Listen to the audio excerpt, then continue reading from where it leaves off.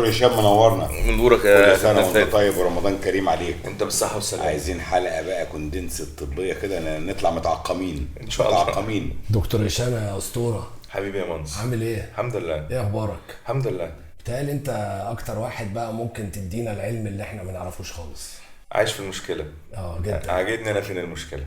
هو انا بتهيألي ان الحوار يعني علمي وفي دبث جامد جدا، في بلاوي مش كده؟ بص اللي انتوا بتعملوه ده اللي الناس خايفه تتكلم فيه بصراحه، ان تقول فين المشكله، عشان بجد احنا عندنا كميه مشاكل في كميه مناطق رهيبه على جميع المستويات. والله دي شهاده انا اعتز بيها جدا جدا جدا. يا ريت الناس بس تعمل باللي احنا بنقوله، ده اللي انا اتمناه. خلي بالك احنا كل اللي بنعمله ان احنا بنبلور الحاجات اللي الرجل الشارع العادي والمشجع بتاع الدرجه الثالثه والمشجع الالتراس والاداري والمدرب يعني كل الناس بتتكلم فيها.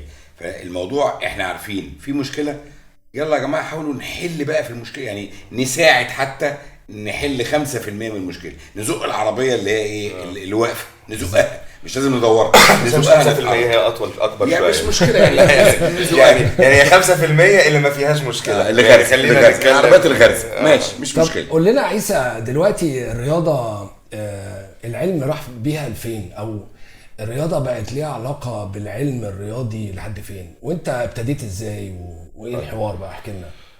بص في كده مقوله الناس اللي هو السبورت ساينتست اللي هي تاني اهم وظيفه في اي نادي محترم بره بيقولها وبينفذها، انه مفيش مقاس واحد بيلبس الكل.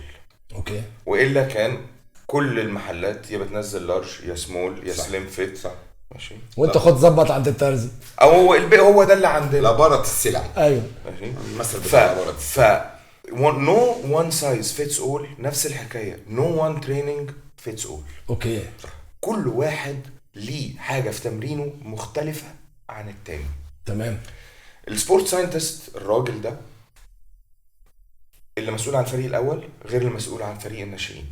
طيب اللي مسؤول عن الفريق الاول تحتيه 7-8 ملفات.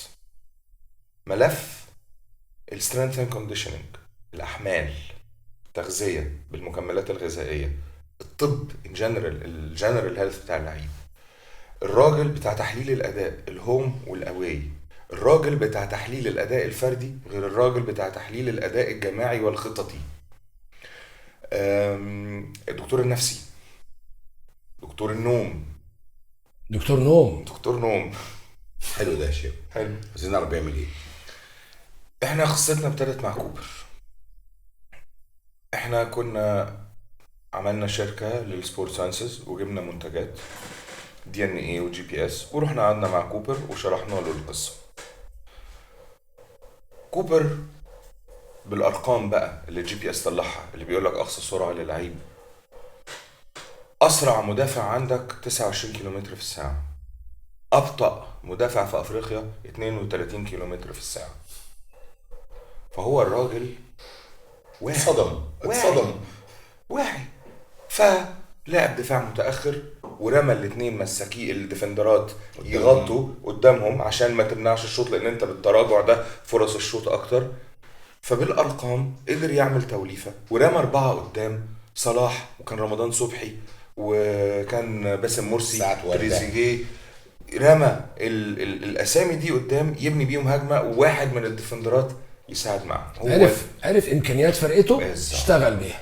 فين الارقام؟ بالظبط كده. فالسبورت ساينتست شغلته لما احنا اشتغلنا مع كوبر وجبنا سبورت ساينتست اللي كان حاليا دلوقتي هو بيشتغل مع مانشستر سيتي وبتاع سترينث اند كونديشننج تقويات، وساعتها احنا عرضنا عليهم دكتور النوم ده من ضمن البورتفوليو، كان 8 منهم دكتور التغذيه اللي النهارده لورين بانوك هو دكتور التغذيه بتاع منتخب بلجيكا، كان مع منتخب مصر في كاس العالم وسافر معاهم كاس العالم. سافر معاهم كاس العالم، كان هو اللي بيعمل الاكل. اوكي. وهو اللي بيحدد الوجبات بناء على DNA. اوكي. عمل القهوه، تشرب القهوه امتى؟ في واحد القهوه تستجيب بعد نص ساعه، واحد القهوه تستجيب بعد 7 ساعات. معنى كده ان كل لعيب بياكل اكل مختلف عن زميله. طبعا. كميات بكميات وانواع. مختلفه. في حد كاربس، في حد في واحد كاربس، في واحد فاتس، في واحد ميكست، في واحد القهوه بتشتغل معاه، في واحد محتاج فيتامين دي اكتر، في واحد محتاج فيتامين بي اكتر، في واحد محتاج انتي اوكسيدنت، مواد مضاد للاكسده. الراجل ده هشام بيحط كل يوم بروتوكول لل 22 لعيب، لل 30 لعيب وال مختلف. 25 لعيب مختلف كل واحد. وانت لو رحت برشلونه او رحت مان سيتي او رحت بتاع، كل واحد بياخد تري باسمه. هو بيبلغ الطباخ ان فلان النهارده ملوش ينفذ. كاربس. والطباخ ده ملوش- بصراحه المصري كان متعاون، قال لك انا اول مره اشوف في حياتي ده، بس يلا يعني ابهار طبعا. ابهار. السليب دكتور قال لهم وجبه دي بروين. وجبه دي بروين. وجبة دي بروين كومبو. كومبو مع لعبه. ايوه مع لعبه. فجه من ضمن الراجل سبورت ساينتست ده اللي هو بقول لك بتاع مانشستر سيتي دلوقتي، قال لهم يا جماعه احنا محتاجين سليب دكتور. بدون ذكر اسامي، في ناس قال لك يعني سليب دكتور ده ايه، هينيمه، هيغطيه، هيحكي له حدوته قبل النوم، مع منبهات. ابتدى- ورفضوها. شغال بالمنبهات. طبعا. سليب دكتور ده شغلته ايه؟ انت رايح النهارده عندك معسكر قبل كاس العالم في رمضان، هتقعد شهر في الشيشان. في الشيشان مع جيت لاج، مع فرق توقيت ساعه بيولوجيه، الفطار الساعه 7 ولا الساعه 9 بالليل. طب الفطار الساعه 9 والسحور الساعه 1. طب هو هيتمرن امتى قبل وهيتمرن امتى بعد الفطار؟ هيتسحر الساعه كام؟ هينام الساعه كام؟ هيصحى الساعه كام؟ محتاج ناب في النص ولا لا؟ كل ده انت بتعمله لانه من اهم عوامل الريكفري النوم. طبعا. اوكي. طبعا. فهناك هم عندهم سيستم وكل واحد بيأدي دوره، وجوارديولا ولا كلوب ما بيعرضوش. يعني لو قال لك ان اللعيبه دي تنام 6 ساعات يبقى 6 ساعات، مفيش 5 ساعات. واللعيب ده هيلعب شوط واحد الماتش الجاي، يبقى اللعيب ده هيلعب شوط واحد الماتش الجاي. او لو انت عندك الماتش اللي بعد الجاي تقيل، اللعيب ده مش هيلعب الماتش الجاي. فانت هتلاقي فجأة هالاند ما بيلعبش، تلاقي برناردو سيلفا ما بيلعبش، تلاقي لويس دياز جوتا ما بيلعبش. هو ليه بقى؟ كل لعيب له 100% قدرة. ال 100% بتاعتي غير ال 100% بتاعتك غير ال 100% بتاعتك. اوكي. ال 100% بتاعتك دي حاجة، وال 100% اللي مطلوبة منك دي حاجة تانية كمان. يعني ألكسندر أرنولد وروبرتسون في وجود كوتينيو غير ألكسندر أرنولد وروبرتسون من غير كوتينيو. يعني أيام كوتينيو كانوا في باك صريح ما بيطروش. مع غياب كوتينيو حول اللعب إلى أطراف، فبقى مطلوب من ألكسندر أرنولد إن هو يروح ويرجع. فبدل ما كان التارجت بتاعه 10 كيلو بسرعة مكثفة بقى 12 كيلو بسرعة متوسطة. ده ال 100% اللي مطلوب منه عشان يفضل محافظ على الاستابيليتي ودي بتاعت الخطة قدرته. اللي تنفذ لي خطتي دي ال 100%. جابها يلعب، ما جابهاش ما يلعبش. ده موضوع كبير قوي. ولو عداها يريح. جابها. طيب عملنا ال 100%. خلينا نقول واحد من الناس اللي بيطبق ده وعمل في مصر إعجاز جميل جدا، ميكالي. واحنا في بطولة أفريقيا اللي فاتت، انت اللعيب له 300% في الأسبوع. جميل. اكيوميليتد يعني مجمعين. هو قدرته عشان ما يتعورش ويديلك. يعني اعمل اول يوم 50 وبعد كده اعمل 30 طب انا لعبت ماتش ولعبت اكسترا تايم، فالجهاز قال لي 120 ان ابراهيم عادل في ماتش لعب 160% وعنده ماتش كمان 3 ايام. طب ابراهيم عادل مش هيتمرن يا جماعه لانه فاضل له 140%. لانه فاضل له 140% وعندنا بيلعب بيهم ماتش ويمكن نلعب اكسترا تايم. فانا محتاج ابراهيم جاهز في 140%. فالثلاث ايام اللي في النص ابراهيم عادل مش هيتمرن، اسامه فيصل مش هيتمرن، ودوهم ريكفري. هتحسب الاحمال ازاي؟ هنا بقى بيتقال عليه انه بيتدلع وبيهرب من التمرين لا بالظبط. او في ناس ما تفهمش ايه ده، انا نهار اسود مش هتمرن. مش هتمرن. النقطه الثانيه، في ناس مدربين يديلك احمال هستيريه. عارفين صح. بدون ذكر اسماء. عارفين بتوع الجبال وينزل يجري على البحر ويطلع مدرجات والحاجات السويس. عارفه ده. هو فاهم ان هو كده. بس موضوع الجبال ده لسه موجود لحد دلوقتي يا جماعه. والشط والرمله والبتاع. مدرجات. فاكر مدرجات زمان؟ هتلاقيه اول 5-6 ماتشات انت منبهر في الدوري. المصري عالمي، الاسماعيلي مش عارف ايه، فاهم؟ على الماتش السادس السابع وفي المفاجاه مش قادر بيدب اصابات تمزقات. اقاله المدرب، يروح رايح على فرقه تانية يعمل نفس السيستم، ماشي. ما هو فرحتي، ما هو اصل خلي بالك بقى ال 300% مش بس ليها حسبه، احنا لينا كذا حسبه بتاعه البري سيزون. عندنا حاجه اسمها الاعداد فتره الاعداد اللي هي مش موجوده عندنا بقى لها بتاع 16 يعني سنه إن شاء الحمد الله لله. اكيد في وقت يعني بكل في التاجيلات جدول من الجداول في التاجيلات هيبقى في اعداد ان شاء الله. مش عارف امتى انا بس احساسي ان ربنا يكرمنا ان شاء الله. فانت النهارده فتره الاعداد بتتقسم مرحلتين. المرحله الاولانيه اسمها ايرلي بري سيزون، وده انا بدي اللعيب قوه جيم يعني نخش قوه مفيش قوه ماشي ولياقه. تمام. اوكي. مع الاسبوع الثالث والرابع بحول التمارين، بسحب القوه واللياقه الى سرعه وتكتيك. بس مع كل معطيات في القوه واللياقه لكل لكل واحد على حده. طبعا مش معنى كده ان ناخد ال 30 واحد اديهم نفس الحمل. كوبي بيست يعني مش كوبي بيست، بس هي انا بتكلم انه الموديوله بتمشي كده. معنين دخلنا في السيزون، الان سيزون ليها حسبه. لو انا عندي جدول منتظم وعارف ماتشات والعياذ بالله جدول منتظم، عارف عندي ماتش كام ماتش، عارف هلاعب مين الماتش الجاي واللي بعده واللي بعده واللي بعده. فانا عارف ان انا النهارده هلاعب ارسنال ماتش تقيل، اللي بعده هلاعب شيفيلد يونايتد ماتش ضعيف، اللي بعده هلاعب برايتون ماتش نص غير يوم الثلاث والاربع عندي الشامبيونز ليج. بعدين هبتدي اخش بقى للاربعه خمسه الكبار طبعا. هبتدي عندي كاس في اف كاب، في شامبيونز ليج او في اوروبا ليج او كاس العالم للانديه، كل ده في المحطوط. وده اللي بيخلينا نشوف ان يحصل روتيشن في اللعيبه بره في ما الفرقه. يفرقش معاه خالص خسر ماتش، لانه النفس الطويل هو اللي بيكسبك. مش هنا عايز تخش 11 بطوله تلعب بكل اللعيبه في ال 11 بطوله وتكسب ال 11 ما بطوله. تخبطش في الحلقه. هو ده اللي كلامك جاري يا جماعه انا ما بقولش حاجه غريبه. طب عايز اقول لك حاجه، ان البطوله اللي استحدثت بتاعه الدوري الافريقي خلصت على 4 فرق. طبعا الاهلي مش الاهلي، سان داونز مش سان داونز، ولا الوداد ولا الترجي. صح.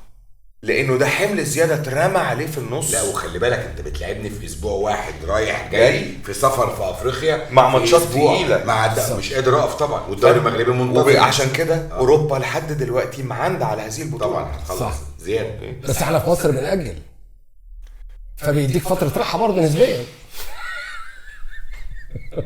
احنا عندنا الاجازات في وسط الدوري، ودي ميزه كويسه مش جدا. موجوده في اي يعني.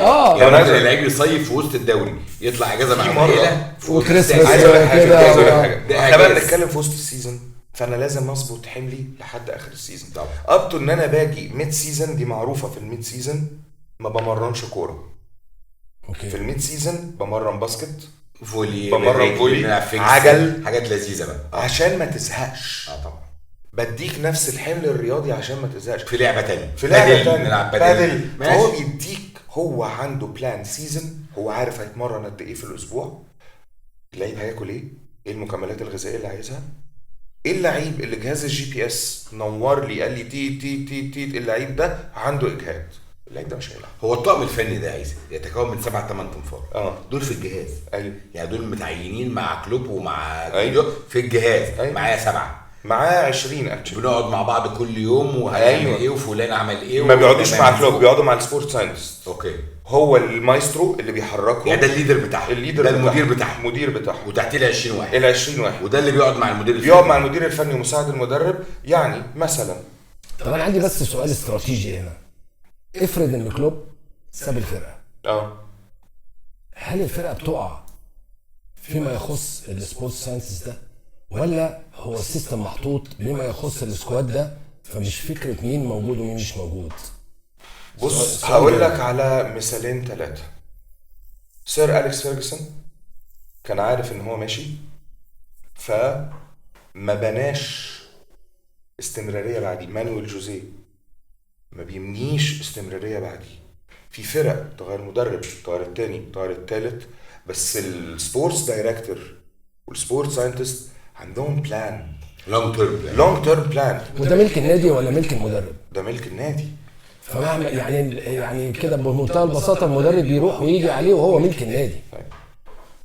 الراجل اللي ليفربول عامله عليه القصه انه رجع، وبيتمنوا انه يورجن كلوب يفضل عشان الراجل ده رجع. الراجل ده اتعمل عليه فيلم سينمائي بتاع براد بيت اسمه ماني بول. اوكي. الراجل ده اناليست في وول ستريت، حلو كده. ما لبسش شورت، بورصه وبتاع واسهم وسندات، أسهم. ما لناش في الشغلانه يعني. قاعد في يوم مع مديره، راحوا اجتماع مجلس إدارة نادي بيسبول، فهم قاعدين بيتكلموا، هو قاعد بيضحك. فبراد بيت اللي هو المدرب قال له بتضحك ليه؟ قال له عشان عندكم بتصرفوا 25 مليون دولار على اللعيب الفلاني وإنتاجه وأرقامه كذا، بالرغم من انت لو بعته وجبت فلان وفلان وفلان ب 12 مليون دولار فانت وفرت 13 وغيرت الخطة بالشكل الفلاني. قال له بس ده احتياطي وده. قال له بص انا بشتغل ارقام. مهم عملوا كده وكسبت الفرقة اكتر فرقة في تاريخ البيسبول، كسبت ماتشات ورا بعض. فبوستون ريد سوكس راحوا جايبين الراجل ده هو والمدرب. بوستون ريد سوكس قعدوا 7 سنين يكسبوا دوري المحلل المالي المحلل المالي اللي هو قلب لهم الاستراتيجي بتاعت التيم تمام. قعدوا 7 سنين دومينيتنج. بوستون ريد سوكس هم الاونر بتوع ليفربول. اوكي. فبعتوا الراجل الاناليست ده اعاره ليفربول. ماشي، اعاره شهر. قال لهم انا عايز واحد اسمه يورجن كلوب. هو اللي قال ليه؟ على ارقامه برضه، على ارقامه يعني. يورجن كلوب قعد معايا قال له انت تعرفني؟ قال له انا ما بعرفش العب كوره وما اعرفش اصلا الكوره بتتلعب ازاي، بس انت رحت ماينز وعملت 1 2 3 4، رحت دورتموند وعملت 1 2 3 4، عملت كام صفقه في الموسم الاولاني، كام صفقه في الموسم الثاني، كام صفقه في الموسم الثالث، حققت كاس، في الموسم الرابع ضفت صفقتين خدت الدوري، في الموسم الخامس عملت عدله تب في ماتشك مع بايرن ميونخ غيرت التغييرات الفلانيه وقدرت تحول الخطه من كذا لغزه، من رغم ان انت افريج فرقتك بتجري 115 كيلو، مع بايرن ميونخ غيرت الخطه ان انت بتجري 90 كيلو بس لعبت على ايه؟ فاهم؟ هو الراجل مفيش فكاكه. بس الصفقات دي عشان بتبقى متهيألي بيزد على ارقام برضو على السكاوتنج سيستم. يعني هو ما بيقولش انا عايز اجيب هشام بدل فادي، هو ارقام هشام اللي عايز يستبدله هي موجوده في او موجوده في مين؟ يورجن كلوب جه بقى مسك فالراجل ده قعد معاه قال له انت عندك ديفكت في الباك ليفت، عندك ديفكت في الباك رايت، عندك الاثنين ديفندر وحشين، ما عندكش جول، ما عندكش مساك، ما عندكش وينج ليفت، ما عندكش وينج رايت، ما عندكش راس حرب، يلا بالتدريج. راح جايب فيرمينيو، راح جايب ساديو ماني، هو اللي بيرشح له اللعيب، بيرشح له 3 اسامي وتختار انت منهم، وانت تختار منهم، او اللي السبورتس دايركتور بيعرف يتعاقد معاه. والاسامي دي مش مترشحه بناء على الناحيه الفنيه، هي ارقام في الاخر. ارقام، احنا بنتكلم ارقام بس. ارقام وفنيات. يعني الراجل لو قاعد في المقصوره ما بيفهمش فنيات ولا الهوا، مفيش يا عيني. راح عامل ايه؟ جاب وانيالدم، ايوه، من نيوكاسل اللي بتهبط، صح.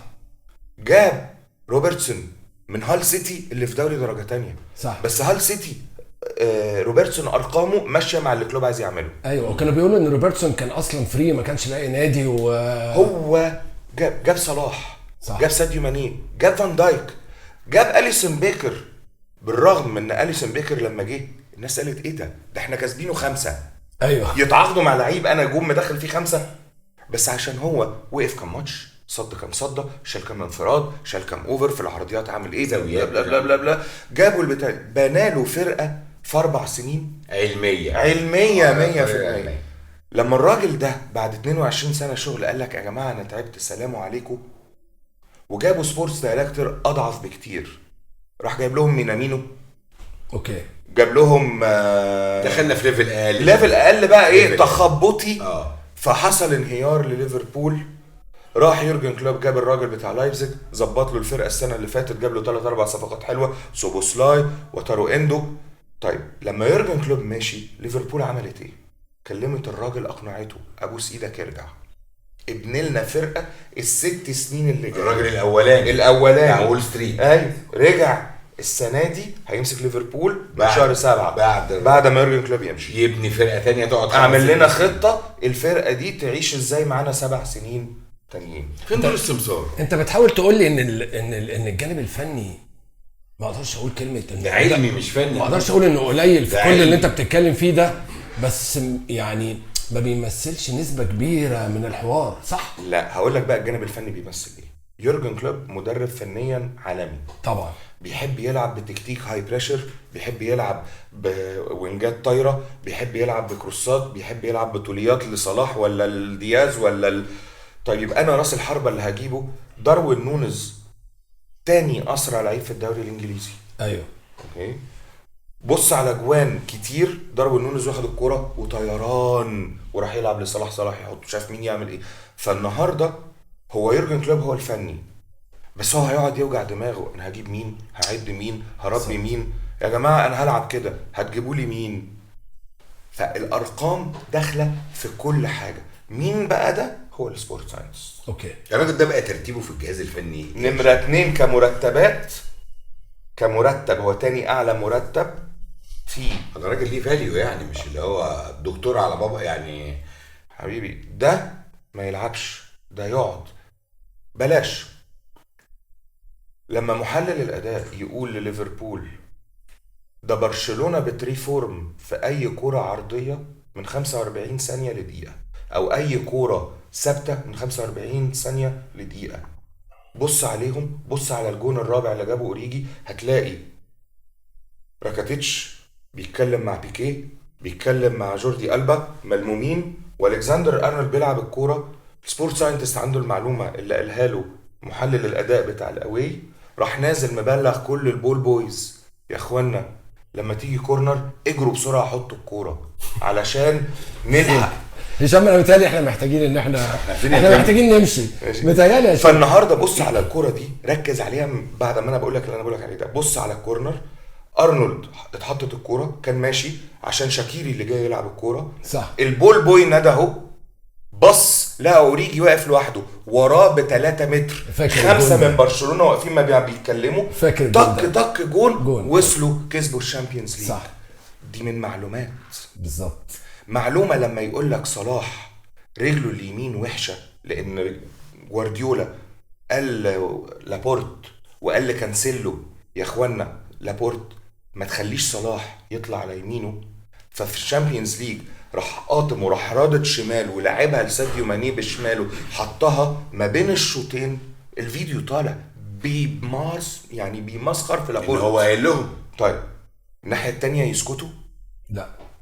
طب يا صلاح تعالى نشتغل على رجلك اليمين. السنه اللي بعديها قطم لابورت بيمينه على انه هيشوط، راح قطم بشماله، كلهم راحوا وحطها بيمينه في الجون اللي لم فيها برناردو سيلفا. ده بيشتغل وده بيشتغل. اصل دول عرفوا ان يمينك ضعيفه فانا هضحك عليهم وانت لا مش هم بس عرفوا. صلاح انت يمينك ضعيف طبعا هنشتغل على يمينك، اتسفاك هنشتغل على يمينك. بس انا شايف يعني شويه نروح نحاول نطبق الموضوع ده شويه على الدوري المصري. انا افتكر ان انت من سنه او من سنتين قلت لي حاجه انه المقاولين تحديدا كان في الدقيقه 75 بيبقى اقوى من اول الماتش لحد الدقيقه 75. وانا فاكر ان انت ساعتها شرحت لي حاجه انه انت كنت شغال معاهم وقدرت مع الجهاز، كان عماد النحاس، كابتن عماد النحاس، قدرت تطور او تحافظ على الكونسيستنسي بتاعت الاداء، فكانت الفرق بتقع بدنيا والمقاولين هو الوحيد اللي بيقدر يتعادل ويكسب. بص احنا عندنا مشكلتين رهاب جدا في الدوري المصري او في اللعيب المصري. واحد ما بيعرفش يتحرك بدون كره، ما بيعرفش يتحرك بدون كره. بص على كرواتيا اول امبارح الكره بتتبصى في 2 بيجروا خدوا مكان فاضي، انت ما عندكش حد، انت اللعيب بيستنى الكره. ده ليفل تاني خالص، ليفل تاني خالص. النمره الثانيه ان احنا ما عندناش هاي بريشر على اللعيبه بتاعتنا، ما بنعرفش نطلع بكره من تحت اصلا، فما لو الضغط عليك بتتلخبط. صح. فخلينا نرجع للدوري المصري، كلهم نفس المستوى، صح. اللي لياقته اعلى هتفرق.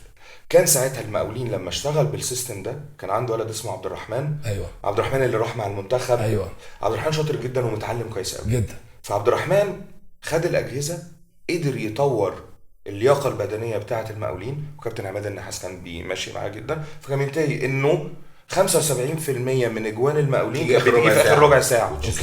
ليه؟ لان لياقته اعلى، مش عشان هم لعيبه احسن، لان المستويات كلها زي بعض. طب احنا مصر كلها الحمد لله اطمنت على احمد رفعت، وربنا يا رب يكمل شفاء على خير ويرجع لبيته الحمد لله. اكيد الحته دي انت ليك فيها حوار شيق معانا، يعني كان في واقعه لإريكسون وعدى، كان المفروض نبقى ازاي او كان المفروض يحصل ايه في الحوار ده؟ بص، في وقايه وفي استعداد. احنا جهاز على فكره بتاع الصدمات، وده بيشتغل اوتوماتيك لوحده من غير اي حد، بباور بانك. ماشي، باور بانك هو اللي بيشتغل، هو اللي بيتكلم، هو اللي بيعمل ايه زي السخان. ماشي، الجهاز ده ب $2500 فعلا. فتعرض يا جماعه ما تجيبوا 20 جهاز للملاعب كلها او لكل فرقه، كل فرقه يبقى معاها حاجتها. ده ما يجيش حاجه من واحد من واحد ولا حاجة. ولا حاجه 1% من البادجت. هتلاقي مين اللي بيعمل كده؟ الاهلي عنده، منتخب مصر عنده، شد سطر يعني، بقيت شد اللعيبة. سطر، بقيت اللعيبه مش هيحصل لها حاجه. ما تصدعناش. ماشي، دي واحده. الوقايه بقى، طيب الراجل ده عنده فاميلي هيستوري، فين الميديكال فايل بتاعه اللي احنا بنتكلم عليه؟ في فاميلي هيستوري. في رمضان، انت استعديت ازاي لرمضان؟ اول يوم. في قهوه، الريسبونس بتاعها عامل ازاي في supplements على بتاخدها. كل لعيب؟ في سبلمنتس انت بتاخدها. بتاخدها عمال على مع بطال ولا دكتور مفيش ولا- سبلمنتس؟ طبعا. هو انت عايز تقول لي ان حتى ابسط الحاجات العلميه الجميله اللي انت بتتكلم فيها ان لعيبه الدوري الممتاز مش عامله تحليل دي ان ايه عشان يعرفوا؟ بص، على حسب المدرب ما بيجي. يعني مره يجي الزمالك عملها وعمل جي بي اسات، خد 2 دوري وخد كونفدراليه وخد سوبر. يجي الاهلي بيطبق المنظومه، يبطل سنتين، يقع، يرجع تاني يشتغل. مفيش كونسيستنسي على تاني. حسب مين الموجود. لازم يبقى فيه جامعه بتدرس سبورت ساينس، جامعه بتدرس سبورت ساينس، تخصص. بتطلع سبورت ساينتست. من هنا لحد اما الجامعه والسبورت ساينتست يطلعوا، استورد من بره. وظيفه اهم من اي مدرب. لو جبت لي مدرب مصري بسبورت ساينس عادل هتلاقي الشكل مختلف. السعوديه جابت السبورت ساينتست بتاع تشيلسي، بقى هو مسؤول عن تطوير الرياضه في السعوديه. عملوا ايه؟ حاجات كتير قوي، مش وقتها دلوقتي، خالص. عايزه حلقه. عايزه حلقات. تاني. العلم لازم يتنفذ، ولازم المدربين ما يستكبروش ان العلم ما يصحش، انه ما ينفعش أنا الواحد بفهم يقول أكتر من له العلم. اكتر منك. انا بفهم اكتر من العلم. المدرب مش هو اللي هيدرب لياقه، ومش هو اللي هيدرب فتنس، ومش هو اللي هيعمل ريكفري. شغلته. مش شغلته. فلازم المدرب يتقبل الراجل ده بيقول له ايه وما بيقولوش ايه. لو ما تقبلش، ولازم المدرب يطور من نفسه حتى لو سنه كبير. حتى لو سنه كبير. ماوريسيو تساري كان مرشح انه يبقى وزير الاقتصاد الايطالي ورئيس بنك، شغفه في الكوره، خد دورات وطور نفسه وبقى مدرب كبير. صح. وهو عنده 50 سنه. صح. يا مدرب اللي عندك 50 و55 و60، ما تستكبرش على ما تستكبرش على العلم وتعلم. يعني احنا الكيس بتاعت احمد رفعت كان ممكن تبقى تاخد سكه تانية خالص. ما انا عشان كده بقول لك في وقايه.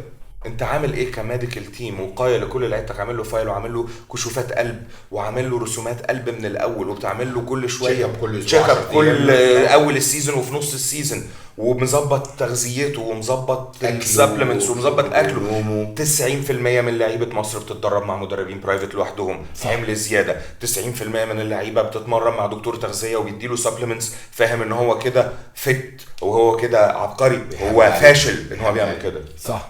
شكل يا هشام ان احنا محتاجين مثلا 9 حلقات على الاقل عشان ناخد كل بقى يعني مجال من اللي انت قلتهم دول، واكترهم الى قلبي طبعا السليب دكتور. عجبني. انا عايز سليب دكتور عشان عايز انام. في رمضان عايز انام مع انا متهيألي يا هشام انت يعني لازم تبقى ضيف يعني شهري.